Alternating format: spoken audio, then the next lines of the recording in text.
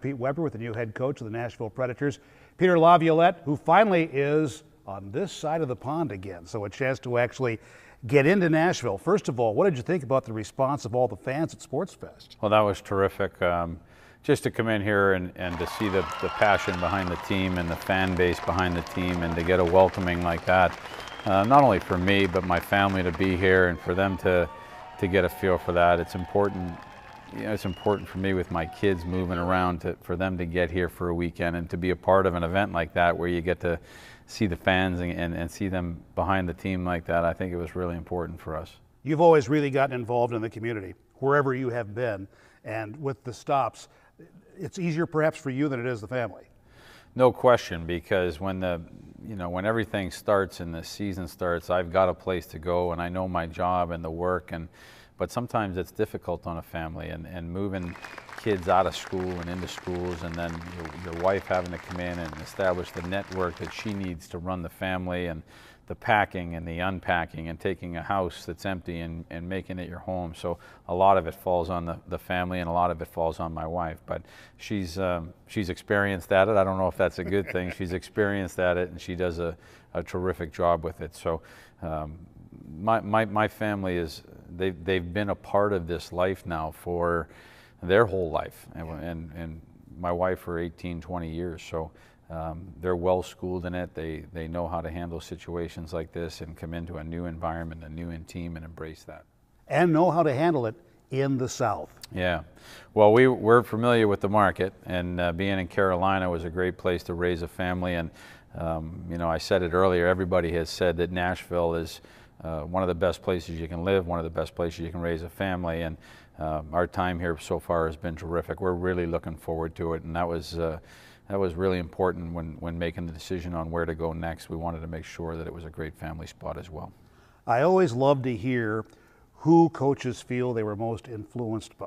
Yeah. And you were addressing that and really talking a lot about your high school coach. Yeah. Well, there's lots of coaches that I think you pick up bits and pieces, and ultimately you've got to create your own mark and your own identity on how you want to project and what is it that you're trying to project. And I feel like that comes from inside of whoever the coach is. All coaches are different, but I do think that you watch and you learn from a lot of different people, and I've had so many good coaches. But my high school coach, Bobby Lucini, he's a scout now for the Carolina Hurricanes.